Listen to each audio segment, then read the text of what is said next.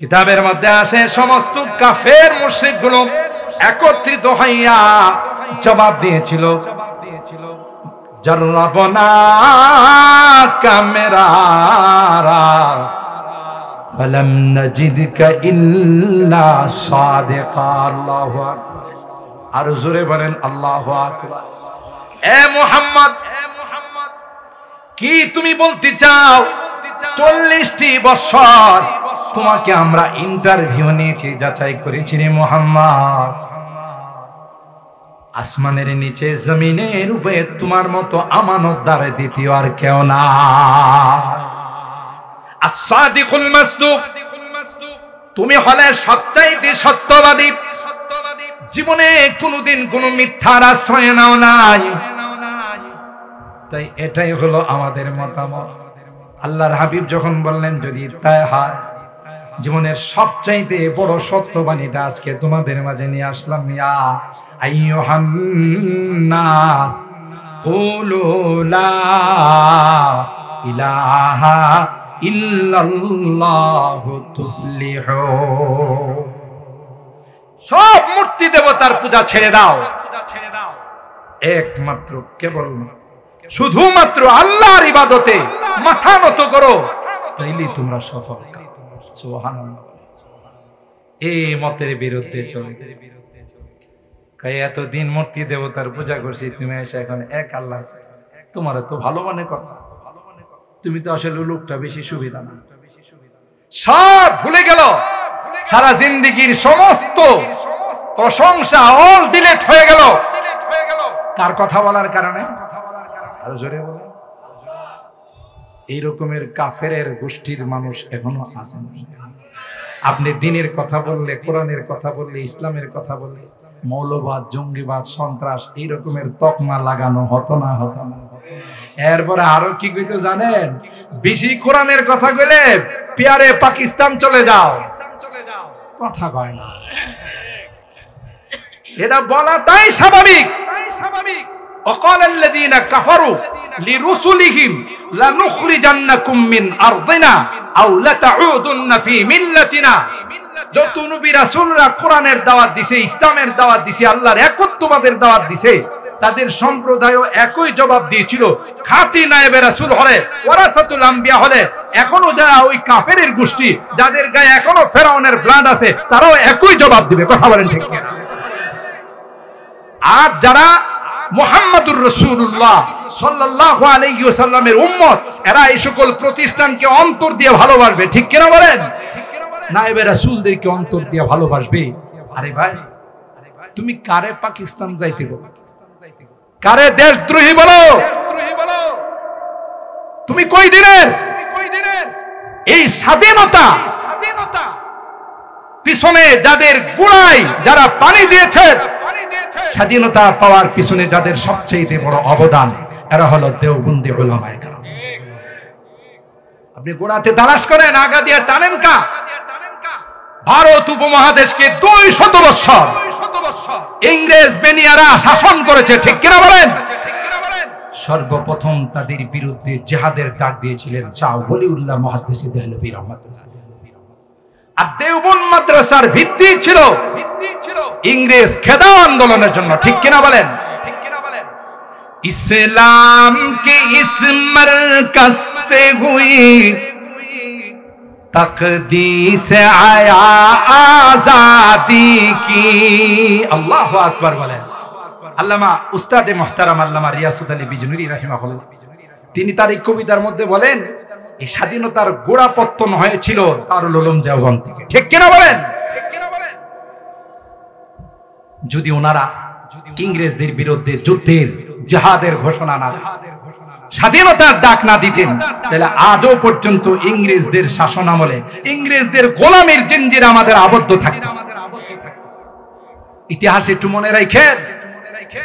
ইসলাম কে ইস মারকাজ সে হুই तक़दीस आया आजादी की, इस बाम हरम से गूंजी है, इस बाम हरम से गूंजी है 100 बार आजादी की। इल्म हुनर का गहवारा, तारीख का वो शहपारा है, हर फूल हाय के शोला है, हर शर्ब यहाँ मीनारा है। अल्लाह अकबर। जो शम्अ यक़ीन रोशन है यहाँ, वो शम्अ हरम का परताव है। अल्लाह अकबर বলে। কই যে ওখানে যে ইলমে ওহী কোরআনের যে নূর জ্বলতেছে, মনে কইরো না এটা কোনো নরম, তার গোড়া মজবুত না যে রানা প্লাজার মতো ধাক্কা দিয়া ফেলাই দিই, কথা কয় না। এটার গোড়া অনেক মজবুত। এখানে যে কোরআনের আলো জ্বলতেছে, এই আলোর কানেকশন হলো সরাসরি রওজায়ে পাকের সঙ্গে। আল্লাহু আকবার বলে। আর রওজায়ে পাকের কানেকশন হলো আরশে আজিমের সঙ্গে। আর জোরে কও, ঠিক না বেঠি? जो शम्अ यक़ीन रोशन है यहाँ, वो शम्अ हरम का परताव है। इस बज़्म का साक़ी क्या कहिए, इस बज़्म का साक़ी क्या कहिए, जो सुबह अज़ल से कायम है, इल्म हुनर का गहवारा, तारीख का वो शहपारा है, हर फूल हाय के शोला है, हर शर्व यहाँ मीनारा है। कोहसार यहाँ दब जाते हैं, तूफान यहाँ रुक जाते हैं। যত বড় ষড়যন্ত্রের জাল আসুক, ষড়যন্ত্রের স্টিম রুলার আসুক, অতীতেও কেউ এই দিনই প্রতিষ্ঠানকে কিছু করতে পারে নাই, কিয়ামত পর্যন্ত কেউ পারবে না। কথা বলেন ঠিক কিনা? হেফাজত করছেন কে? সংরক্ষণের দায়িত্ব নিয়েছেন কে? এটাই তার এই কবিতায় বলতেছে। কোহসার ইহা দব जाते हैं, तूफान यहाँ रुक जाते हैं, इस काख फकीरी के आगे, इस काख फकीरी के आगे शाहों की महल झुक जाते हैं। इल्म हुनर का गहवारा, तारीख का वो शहपारा है, हर फूल हाय के शोला है, हर शर्व यहाँ मीनारा है। अल्लाह আমার ভাইরা, সুতরাং যারা নায়েবে রাসূলদেরকে, যারা আলেম ওলামাদেরকে বিভিন্ন ভাবে কটাক্ষ করতে যাও, মনে রাখো রে, বিপদ আসলে তুমি বিদেশে পাড়ি জমাই। তোমার সেকেন্ড হোম আছে, তোমার সুইস ব্যাংকে টাকা আছে। যারা নায়েবে রাসূলেরা কোনদিন দেশ ছেড়ে কোথাও পালাবে না। দেশের বিরুদ্ধে যদি কেউ কোন সময় হুঙ্কার দেয়, সর্বপ্রথম মাতৃভূমিকে রক্ষা করার জন্য, দেশের এক এক ইঞ্চি মাটি রক্ষা করার জন্য যারা ময়দানে ঝাঁপিয়ে পড়বে, এরা আর কেউ নয়, এরা হলো হক্কানি রব্বানি উলামায়ে কেরাম। কাদেরকে তুমি রাজাকার বলো, কাদেরকে তুমি দেশদ্রোহী বলো? কথা বলেন ঠিক কিনা? বিপদ আসছে, ওরাল দিয়ে চলে গেছো। আমরা এখন খবরের মাধ্যমে মিডিয়ার সাহায্যে জানতেছি, এক একজন দুর্নীতিবাজ, এক একজন সন্ত্রাস বিদেশে শহরকে শহর কিনে ফেলছে। কথা বলেন ঠিক কিনা? এটা কি ওর বাপ দাদার টাকা না আমার আপনার টাকা? যে পেঁয়াজ আমরা 20 টাকা 30 টাকা কেজি কিনে খাবো, সেই পেঁয়াজ আমাদের কিনা লাগে 400-500 টাকা কেজি। যারা উৎপাদন করে ওরা তো ঠিকই কম দামে বিক্রি করে, ওই লুটেরা এগুলোকে খেয়ে আমাদের উপরে দাম বাড়ায়। কথা বলেন ঠিক কিনা? ইসলাম এই দুর্নীতিকে পছন্দ করে না। কিতাবুল বুয়ু বেচা কেনার নামে অধ্যায় কায়েম করেছে। হাত বহাত হাত বদলকে ইসলাম পছন্দ করে না। সরাসরি ইসলাম বলছে যারা উৎপাদন করবে তারা বাজারে নিয়ে আসবে, মাঝখানে কোনো বাটপার সিটার যেন দখলদারি করতে না পারে। আরে বাটপারি সিটারি করে আরে বাপরি বাপ, আরে বাপরি বাপ, এক একজনের দুর্নীতির ফেরেজ দেখলে মাথা হেড হয়ে যায়, কথা কয় না, অবাক হওয়ার মতো। আল্লাহ আমাদের হেদায়েত নসিব করে, আল্লাহ আমাদের এই দেশকে হেফাজত করে। মুহতারাম হাজিরিন, বুঝা গেল এটা নতুন কিছু নয়, আগের থেকেই চলে আসছে। যে সব নবীদেরকে বিভিন্ন ভাবে গালিগালাজ করছে, দলাল বলছে, সাফা হাওস, আরো বিভিন্ন রকমের গালিগালাজ করছে যারা ইসলাম বিরোধী ছিল, কোরআন বিরোধী ছিল। হুজুর আকরাম সাল্লাল্লাহু তাআলা আলাইহি ওয়াসাল্লাম এই ইন্টারভিউ নেওয়ার পর যখনই কোরআনের কথা তাদের সামনে বললেন, তখনই তাদের মাথা নষ্ট হয়ে গেছে। হাই রে হা, মুহাম্মদ তোমাকে তো এতদিন ভালো মনে করতাম, এখন আবার কে এক খোদার কথা বলতেছো? এত খোদার ইবাদত করে এই কুল কিনারা পায় না, কথা বলেন ঠিক কিনা? আল্লাহ নবী বলেন না, এদের মানব রচিত খোদা একমাত্র কেবলমাত্র শুধুমাত্র আল্লাহ হলেন আমাদের রব, কথা বলেন ঠিক কিনা? এই কথা বলার পর সর্বপ্রথম আল্লাহ নবীর বিরোধিতা আসলো নিজের আপনজনদের কাছ থেকে। আবু লাহাব হাতের মধ্যে পাথর নিয়ে নবীর দিকে আগাইলো, গিয়া বলেন তাব্বান্নাকা সাইরাল ইয়াউম, মুহাম্মদ তোমার সারাটা জীবন ধ্বংস হয়ে যাবে। আবু লাহাব নবীরে বদদুয়া দিছে। আমি অনেক বয়ানে বলি শুকনের দোয়ায় গরু মরলে গৃহস্থরা গরু পালতে পারত, কথা কয় না, বুঝেননি আমার কথা? শুকন প্রতিদিন গাছের ডালে বসে শুকনের আমির সাহেব দোয়া করে, আর সমস্ত মামুররা আমিন কয়। শুকনের আমির সাহেব কয় আল্লাহ। পূর্ব সৈয়দনগরের প্রত্যেকটা কৃষকের যদি প্রতিদিন 2টা করে গরু মারা যায় তাইলে আমাদের খানার অভাব হবে না, মেহেরবানি করে আমাদের দোয়াগুলো কবুল করুন, আমির সাহেব কয়। আর সকল মামুররা অন্যান্য শুকনরা কয় আমিন। তাই বলে কি সৈয়দনগরের গরু প্রতিদিন 2টা করে মারা যায়, কথা কয় না? এটারে বলে শুকুনের দোয়ায় যদি গরু মরতো তাইলে গৃহস্থেরা গরু পালতে পারত। আবু লাহাব পয়গম্বরকে বদদুয়া দেয় আর কয় তাব্বান্নাকা আলী হাদা জামাতানা। আল্লাহর হাবিবের মনটা খারাপ হয়ে গেল। বিরোধিতাটা আসছিল যদি অন্যদের কাছ থেকে, বেগানাদের কাছ থেকে আসতো, নিজের আপনজনদের কাছ থেকে বিরোধিতা আসতো। আল্লাহ পাক ডাক দেয় কয় হাবিব আমার, না না মন খারাপ করবেন না, ওর বদদুয়া তো আপনার ধারে কাছেও যাবে না।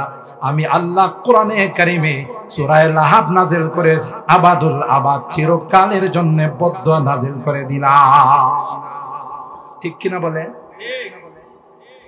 এরপর আল্লাহর হাবিব যখন তাদেরকে ওহী শোনায়, এরা তখন কি কয় জানেন? মনে মনে কয়, আপোষে কয় মুহাম্মদে মনে হয় রাতের বেলা বানা আর দিনের বেলায় আমাদের সামনে পেশ করে। এটা আল্লাহ প্রদত্ত কোরআন না, এটা মুহাম্মদের বানানো কোরআন। নাউজুবিল্লাহ বলেন। আল্লাহ পাক তখন বললেন যদি তাই হয়, কুল্লা ইনিজিতামাতিল ইনসু ওয়াল জিন আলা আইয়াতু বিমিসলি হাযাল কুরআন লা ইয়াতুনা বিমিসলিহি ওয়ালাউ কানা বাদুহুম লিবাদিন যাহিরা। এরাও তো আরবি জানে, এরাও তো সাহিত্যিক পণ্ডিত। যদি কোরআন আপনার বানানো হয়ে থাকে তাহলে তাদেরকে বলেন কোরআনের মতো একখানা কোরআন বানায় পেশ করুন। এর জন্য জিন ইনসান মানব দানব সবাই যদি একত্রিত হয়, নো প্রবলেম। পারে নাই? আল্লাহ বলেন চ্যালেঞ্জটা মনে হয় বড় হয়ে গেল। আমি আকুলু নাফতারা কুল ফাতু বিআশরি সুওয়ারিম মিসলিহি মুফতারায়া। আল্লাহ কয় 114 খানা সূরা, তার মধ্যে থেকে আমি আল্লাহ 104 খানা মাইনাস করে দিলাম, মাত্র 10টি সূরা বানাও। যদি তোমাদের পক্ষে সম্ভব হয়। এরা তখন অনেক চেষ্টা করছে, পারে না। আল্লাহ কয় তাইলে চ্যালেঞ্জটা আরো ছোট করে দিলাম। কোরআনের মধ্যে সবচাইতে ছোট সূরা হলো সূরাতুল কাউসার। বলেন কোন সূরা? আরো জোরে বলেন কোন সূরা? ওই আয়াত বিশিষ্ট মাত্র, কথা কয় না। এর চাইতে ছোট সূরা কোরআনে আর নাই। ইন্না আ'তাইনাকাল কাউসার ফাসাল্লি লিরাব্বিকা ওয়ানহার ইন্না শানিআকা হুয়াল আবতার। এই কোরআনের 3 আয়াত বিশিষ্ট একটি সূরা, সূরাতুল কাউসার। এর মতো একটি সূরা বানায়া তোমরা পেশ করো। ওয়া ইন কুনতুম ফি রাইবিম মিম্মা নাযালনা আলা আবদিনা ফাআতু বিসূরাতিম মিন মিসলি ওয়াদউ শুহাদাআকুম মিন দুনিল্লাহ ইন কুনতুম সাদিকিন। সুবহানাল্লাহ। তোমাদের দিলে যদি ব্যারাম থাকে, সন্দেহের ব্যারাম, পুরা কোরআন বাদ দিলাম, 10টি সূরা বাদ দিলাম। সূরাতুল কাউসারের মধ্যে একটি সূরা বানায়া তোমরা পেশ করো। এবার আর চিন্তা করলো এটা তো সহজ। খাতা কলম নিয়ে বসলো, পয়সা অনেক চেষ্টা করে 3 আয়াত বানাইছে। তাও আয়াতের বিষয়বস্তু টপিক হলো হাতি। কথা কয় না, হাতি দিয়া সূরা বানাইছে। আল ফিল ওয়া মা আদরাকা মাল ফিল লাহু খুরতুমুন তাবিল। সূরা কি জানেন? সূরাটা অর্থ শুনলে তো আরো আশ্চর্য। সূরা বানাইছে আল ফিল, হাতি। আল্লাহ নাকি হাতিরে ডাক দিছে। ওয়া মা আদরাকা মাল ফিল, ও নবী আপনি জানেননি গো হাতি কারে কয়? আল্লাহ নাকি নবীরে হাতি চিনাইছে। চিন্তা করছেন কত বড় দামেশ, কত বড় মগা চৌধুরীর দল। হাতি দিয়া সূরা বানাইছে আল ফিল ওয়া মা আদরাকা মাল ফিল। আল্লাহ নবীরে নাকি আল্লাহ চিনাইলাহু খুরতুমুন তাবিল। হাতি চিনেন নবী? আমি আপনাকে হাতি চিনাই। হাতির একটা লম্বা সূরা হয়। এরপরে সবাই যখন বদদোয়া শুরু করছে, কিরে এটা কোন সূরা হইল? হাতির দিয়া মানুষে সূরা বানায়, হাতির তো সবাই চিনে, এটা কি আল্লাহ সূরা নাযিল করে চিনাইতি? কথা কর। মগাগুলোর এখন টনক নড়ছে, আয় ঠিকই তো, আসলে তো এটা কিচ্ছুই তো হয় নাই। একটা পর্যায়ে সবাই মিলে বলল ইন্না আ'তাইনাকাল কাউসার লাইসা হাযা কালামুল বাশার। আল্লাহু আকবার। বলেন না রে না, এটা কোনো মানুষের কালাম নয়, এটা মানব রচিত কোনো গ্রন্থ নয়, এটা আল্লাহ প্রদত্ত কালাম। আল্লাহু আকবার। গোটা বিশ্বের মানুষকে কোরআন অপারগ করে দিয়েছে। কেন? এটা কার কালাম? জোরে কন, কার কালাম? এ মুসলমান, শেষ কথা, অনেক টাইম হয়ে গেছে, আর লম্বা করব না। এই মহান কালাম আল্লাহ পাক পৃথিবীতে যত আসমানি কিতাব নাযিল করছেন, সবচাইতে দামি কিতাব হলো আল কোরআন। জোরে বলুন ঠিক কিনা? যে নবীর উপর আল্লাহ নাযিল করেছেন, এই নবীর মর্যাদা সবার চাইতে কম না বেশি? আরো জোরে বলেন। যে উম্মতের উপর আল্লাহ তাআলা এই কোরআন নাযিল করেছেন, সেই উম্মতের মর্যাদা কম না বেশি? আরো জোরে বলেন। হাজার হাজার বছর হায়াত পেয়েছেন, আল্লাহ তাদেরকে শ্রেষ্ঠত্বের মর্যাদা দেন নাই, মাত্র 60-70 বছর হায়াতের মালিক। আল্লাহ কোরআনে ডাক দেয়া কয় কুনতুম খায়রা উম্মাতিন উখরিজাত লিন-নাস। আমার হাবিবের উম্মত, তোমাদেরকে আমি আল্লাহ সবচেয়ে শ্রেষ্ঠ উম্মত বানাইলাম। আল্লাহু আকবার। আর জোরে বলেন আল্লাহু আকবার। তোমাদের চাইতে এত দামি উম্মত পৃথিবীর কোন নবীকে আমি আল্লাহ দেই নাই।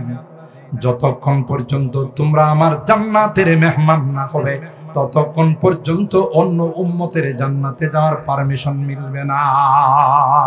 ঠিক কিনা বলেন? এই দামি জিনিসের সাথে সম্পর্ক রাখলে দামি হবে না বেদামি? কথা কয় না। দামি জিনিসের সাথে সম্পর্ক রাখলে দামি হয় না বেদামি হয়? দেখছেন না যারা মন্ত্রী মিনিস্টার ছিল, এমপি ছিল, চেয়ারম্যান ছিল, তাদের পিছনে দল কি দল ঘোরাফেরা করতো। কেন? সমাজের দামি মানুষ, তার সাথে চললে লাভ আছে। কথা বলেন ঠিক কিনা? দামি কোরআন এর সাথে যারাই সম্পর্ক রাখবে, কোরআন ওয়ালাদের সাথে যারা সম্পর্ক রাখবে, কোরআনের পাখিদের সঙ্গে যারা সম্পর্ক রাখবে, আল্লাহ তাদেরকেও দামি বানাই দিবেন। সুবহানাল্লাহ। কোরআনের সংস্রব যেখানে লেগে যায়, তাকে, সেই জায়গাকে, সেই বস্তুটাকে আল্লাহ দামি বানাই। আলহামদুলিল্লাহ। বলুন বলুন আলহামদুলিল্লাহ। আমাদের ভাগ্য ভালো যে আমাদের এই এলাকায় একটি সুন্দর মাদ্রাসা, হাফিজিয়া মাদ্রাসা, ফয়জুল কোরআন, কোরআনের ফয়েজওয়ালা এক মাদ্রাসা আল্লাহ এখানে কুদরতিভাবে কায়েম করে দিয়েছেন। এটা এলাকাবাসীর জন্য অত্যন্ত সৌভাগ্যের বিষয়। জোরে বলুন ঠিক কিনা? যে এলাকায় মাদ্রাসা থাকে, যে এলাকায় কোরআন পড়া হয়, সে এলাকায় আল্লাহ আযাব গজব নাযিল। ঠিক কিনা বলেন? আমি এসে এশার নামাজের পর আপনাদের এই মাদ্রাসার ছাত্রদের কোরআন তিলাওয়াত শুনলাম। আরে এরাই তো বিশ্ববিজয়ী হাফেজ হয়। কথা বলেন ঠিক কিনা? এই সকল মাদ্রাসাগুলো থেকে হাফিজে কোরআন বানানো হয়। এরা বিশ্বের 200, 300, 150 রাষ্ট্রের সঙ্গে প্রতিযোগিতা করে সারা বিশ্বের মধ্যে 1 নম্বর স্থান অধিকার করে বাংলাদেশের লাল সবুজের পতাকা বিশ্বের মধ্যে উড্ডীন করে। কথা বলেন ঠিক কিনা? এদের তিলাওয়াতের মান অত্যন্ত সুন্দর। তিলাওয়াত শুনে বোঝা গেছে এখানে তাদেরকে বিশ্বমানের হাফেজ বানানো হচ্ছে, আলেম বানানো হচ্ছে। আমরা যদি এর সাথে মহব্বত রেখে, আর্থিকভাবে, বিভিন্নভাবে আন্তরিকতার সাথে যদি সম্পর্ক রাখি, ইনশাআল্লাহ কিয়ামতের কঠিন ময়দানে এরা যখন আল্লাহর জান্নাতে যাবে, আমাদেরকে নিয়ে আল্লাহর জান্নাতে যাবে। সুবহানাল্লাহ। এই জন্য আমরা মহব্বত রাখবো তো ইনশাআল্লাহ। হাত তুলেন, হাত তুলেন, হাত তুলেন। সকলে আল্লাহকে দেখান, আল্লাহ যতদিন বেঁচে থাকবো ততদিনই কোরআনের মাদ্রাসার সঙ্গে সম্পর্ক রাখবো, কোরআনের পাখিদেরকে ভালোবাসবো। আল্লাহ আমাদের এই অঙ্গীকারকে তুমি কবুল করে নাও। বলুন আমিন। আজকের ওয়েদারটা কত সুন্দর। গতকালও কিন্তু বৃষ্টি হয়েছে। গতকাল আমার মাহফিল ছিল পলাশতলী, রায়পুরা। এদের গত বছর আমি ছিলাম, আরিফ বিন হাবিব সাহেব ছিলেন। তো গত বছরে বৃষ্টির জন্য ওরা মাহফিল করতে পারে না। এবার বিশাল প্যান্ডেল করছে, বিশাল প্যান্ডেল করছে, বড় আগ্রহ নেই। কিন্তু আল্লাহর কি কুদরতি কারিশমা, এশার নামাজ পড়ে যে আমি বয়ানে পড়ছি 10 মিনিট পরে আবার শুরু হয়ে গেছে। এখন কিছু মানুষ দেখছি কেউ জুতা হাতে নিতেছে, কেউ পরস্পর পরামর্শ করতেছে, থাকবি না যাবি। তা আমি তখন সবাইকে ওয়াদা নিলাম যে একজন উঠতে পারবে, কারণ আজকে মাহফিল শুনতে আসছেন, আল্লাহর কোরআন শুনতে আসছেন, প্রয়োজনে যদি বৃষ্টিতে ভিজতে হয় তাও বসে বসে শুনবেন। ঠিক কিনা বলেন? মাশাআল্লাহ সবাই নিয়ত করে নিছে পাক্কা। দুই একজন যাই উঠবার চাইছিল, এই কথা শোনার পর আর কেউ ওঠে নাই, সবাইকে হাত তুলে ওয়াদা করে। এরপরে আমরা যখন বৃষ্টি শুরু হয়ে গেছে, সবাই মিলে আল্লাহর কাছে দোয়া করলাম যে আল্লাহ এই বৃষ্টিটা পলাশতলীতে না দিয়ে হয় মরজালে দিয়ে দাও, না হয় বারুচায় দিয়ে দাও। তবে দক্ষিণ দিকে ওইদিকে দোয়া করি না, ওইদিকে আবার আরিফ বিন হাবিব সাহেব ওখানে মাহফিল করতেছিল শাপলা চত্বরে, ওইদিকে করি না যে আল্লাহ ওইদিকে দিয়ে দিন। পরে উনি এসে বলবেন আপনার বৃষ্টি আমার কাছে পাঠাইছেন। তাও আজকে ফোনে বলতেছে হুজুর দোয়া করে তো বৃষ্টি সব আমারে দিয়ে দিলেন। আমি কই না, আপনার দিকে তো যাইতে বৃষ্টি কই নাই, কইছে হয় মরজালে যাও, না হয় বারুচায় যাও, না ভৈরব যাও। আল্লাহর কুদরতি কারিশমা। আসলে মানুষের মধ্যে যদি ইয়াকিন থাকে, বিশ্বাস থাকে, আল্লাহ সেই রকম ফয়সালা করেন। সুবহানাল্লাহ বলেন। আমরা এই দোয়া করছি আল্লাহুম্মা হাওয়ালাইনা ওয়ালা আলাইনা। কিছুক্ষণ এই দোয়া করার পর পরে আল্লাহরে বললাম যে আল্লাহ মানুষগুলো বড় আগ্রহ নিয়ে বসে আছে, বড় তামান্না আর আরজু নিয়ে এখানে বয়ান শুনতে আসছে। আল্লাহ তুমি বৃষ্টিটা সরাই দাও। কিছুক্ষণ দোয়া করার পর বৃষ্টি থেমে গেছে, আর ওই এলাকায় শেষ পর্যন্ত বৃষ্টি হয়। সুবহানাল্লাহ কইবেন না? কারণ হাদিসে কুদসির মধ্যে আসে আনা ইনদা জান্নে আবদি বি, বান্দা আমার প্রতি যেই রকমের ধারণা রাখবে, বিশ্বাস রাখবে, আমি তার সঙ্গে সেই রকম আচরণ করব। সুবহানাল্লাহ। এটার বাস্তব নমুনা পান। আমরা কয়েকজন বক্তা এক জায়গা থেকে মাহফিল থেকে আসতেছিলাম, রাত বাজে তখন 2টা। জায়গার নাম বলবো না, বললো ওই এলাকার কেউ থাকলে আবার মনে কষ্ট পায়। রাত 2টা 2:30টার দিকে আমাদেরকে মানে আক্রমণ করছে যারা কামলা। রাত্রেবেলা কিছু কামলা আছেন, আপনাদের এই নরসিংদী এলাকায় নাই, অন্য এলাকায় আছে। এই কামলার পার্টি আমাদের এক গাড়ি নিয়ে আক্রমণ করছে আমাদের সামনে, তাদের গাড়ি, হাইস গাড়ি। তা আমরা তো এখন পড়ে গেছি বিপদে। রাত বাজে 2টা 2:30। আমাদের বুঝতে বাকি নাই যে এরা আসল কামলা। কেফায়েতুল্লাহ আজহারী সাহেব, আমি আরেকজন বক্তা ছিলেন, গাড়িটা ছিল আমার, আর ওনার গাড়ি ফেরিঘাটে রাইখা গেছে, ফেরিঘাটের ওই পাড়া। তারপর খুব ভালো করে শুনেন, এটা আমাদের কেরামতির কথা বলতেছি না, যে কোরআনকে যেইভাবে বিশ্বাস করবে সেইভাবে ফলাফল। কথা কয় না? আয়াতুল কুরসি সম্পর্কে হাদিসে পাকের মধ্যে আসে, খুব ভালো করে শুনে রাখেন। যদি কোনো ব্যক্তি আয়াতুল কুরসি শোয়ার সময় পড়ে, আল্লাহ তাআলা তার ঘর আর আশপাশের এলাকা এবং অনেক দূর এরিয়া পর্যন্ত আয়াতুল কুরসির বরকতে চোর, ডাকাত, শয়তান, জিন, জাদুকর সবগুলোর থেকে আল্লাহ হেফাজত। এখন আমরা পড়ছি বিপদে ডাকাত, চিন্তা করলাম আজকে তো ওই আয়াতুল কুরসির কামে লাগাইতে, কারণ বাঁচার উপায় নাই। এরা আমাদের সামনে দিয়ে যাচ্ছে, আমাদের ড্রাইভার বারবার তাকে হরেন দিচ্ছে, সাইড দেয় না। একটা পর্যায়ে ওরা গাড়িটা এমন ভাবে রাখছে আমার গাড়ি যেন যাইতে না পারে। তার মানে হলো নামছে নাই মা আমাদের সিগন্যাল দিছে। এখানে তো আমাদের বুঝতে বাকি নাই যে সিগন্যাল দিছে সালাম দেওয়ার জন্য। কথা কয় না নাকি হুজুর থামায়া সালাম দিবে আর মুসাফাকিরা কিছু হাদিয়া দিবে না, মুসাফাকিরা হাদিয়া নিবে? কথা কয় না। রাস্তাঘাটে আগে দেখছেন গাড়ি ঘোড়া যারা চালান, সিএনজি, পিকআপ, এরপরে বিভিন্ন গাড়ি ঘোড়া যারা রাস্তাঘাটে চালায়, মোড়ে মোড়ে কিছু মুসাফা হতো কিনা আগে? কথা কয় না। রাত্রে বেলায় গাড়ি নিয়ে গেলেই মোড়ে মোড়ে কিছু আল্লাহওয়ালারা দাঁড়ায় থাকতো। কথা কয় না? এই আল্লাহওয়ালারা দাঁড়ায় থাকলে সিগন্যাল দিত, থাম বেয়াদব, মুসাফা কর। কথা কয় না। ড্রাইভাররা তাদের সাথে মুসাফা করলে এরপরে গ্রিন সিগন্যাল দিত, যা এখন আমি দোয়া দিলাম, রাস্তাঘাটে চলতেছে, দোয়া দুরুদের দরকার আছে। কথা কয়।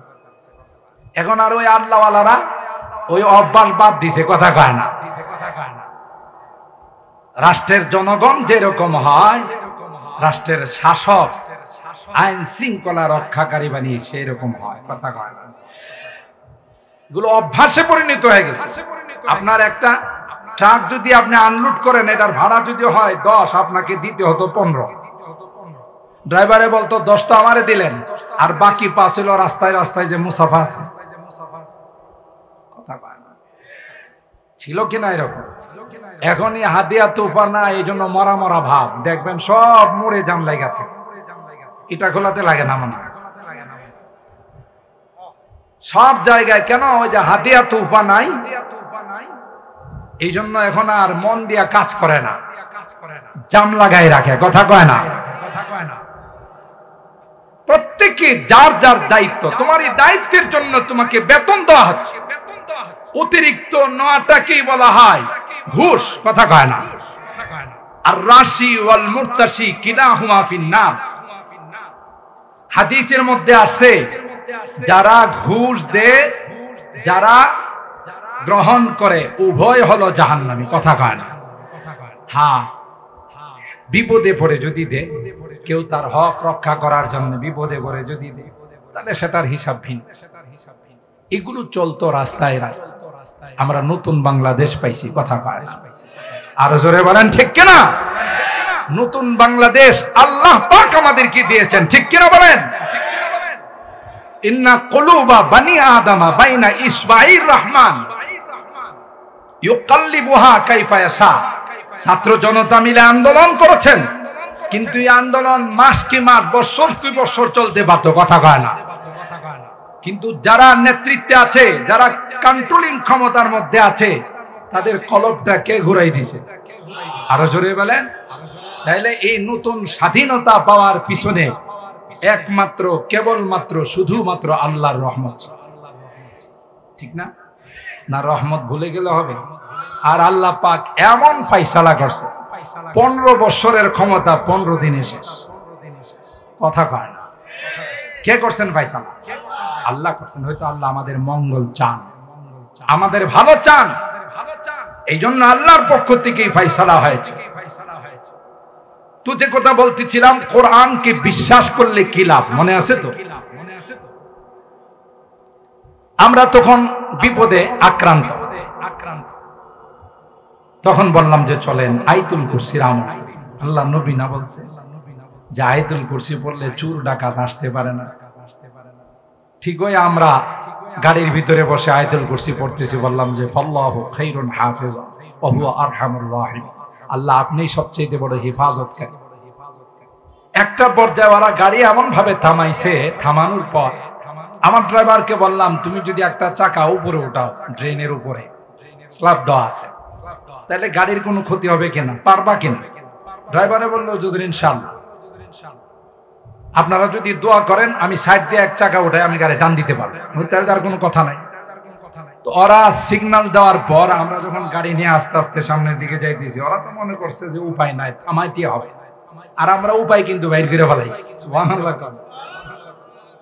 এক চাকা উঠায় আমরা গাড়ি সাইড দিয়ে যখন টান দিয়া চলে গেলাম, এরা তো অবাক, কি গেল কিভাবে? কথা বুঝেন না? ব্যবস্থাটা করছেন কে? পিছন দিয়ে ওরা আমাদের গাড়িকে দৌড়াইছে, কিন্তু আমাদের গাড়ির সাথে তো ওদের লক্কর জক্কর মুড়ি টিন দিয়া পারবে না। কথা বলেন ঠিক কিনা? আমাদের গাড়িগুলো তো চালু গাড়ি, সারা দেশে আমরা দৌড়াই প্রিমিয়াম 18 মডেলের গাড়ি। আলহামদুলিল্লাহ, এই আয়াতুল কুরসির বরকতে আল্লাহ তাআলা তাদের থেকে আমাদেরকে হেফাজত করছে। হুজুরে সুবহানাল্লাহ বললেন। আমি তো অনেক বয়ানে বলি, কেউ যদি ইয়াকিন আর বিশ্বাস নেই, যত বড় দুরারোগ্য ব্যাধিতে আক্রান্ত হোক, কঠিন এবং জটিল রোগে আক্রান্ত হোক, এক গ্লাস পানির মধ্যে যদি সূরাতুল ফাতিহা পড়ে দম করতে পারে, ইয়াকিন আর বিশ্বাস নিয়ে যদি পড়তে পারে, আল্লাহর কসম করে বলল আমি হানেস হব না যে তার ওই রোগ থেকে আল্লাহ মুহূর্তের মধ্যে শিফা দান। কেন? এই সূরার নাম কি? সূরাতুশ শিফা। কি নাম? 14টা নাম আছে, এর মধ্যে একটা নাম হলো সূরাতুশ শিফা। কোন রোগকে নির্ধারণ করা হয়েছে না, সব রোগেরই শিফা বলে না। শিফাউন লিকুল্লি দা, সমস্ত রোগের শিফা সূরাতুশ শিফা। সুবহানাল্লাহ বলেন। কাজ হয় না কেন? আমাদের ইয়াকিন আর বিশ্বাস কম। ইয়াকিন আর বিশ্বাস থাকলে আল্লাহ তাআলা তার ফলাফল আমাদেরকে দান করবেন। ঠিক কিনা বলেন? সম্মানিত সুধী, বলতেছিলাম হযরত মুসা আলা নবিয়িনা আলাইহিস সালাতু ওয়াস সালাম, আল্লাহ তাআলা তখন মুজিজা দিয়েছিলেন লাঠি। ওমা তিলকা বিয়ামিনিকা ইয়া মুসা ক্বালা হিয়া আসায়া আতাওয়াক্কাউ আলাইহা ওয়া আহুশু বিহা আলা গনামি ওয়া লিয়া ফিহা মাআরিবু উখরা।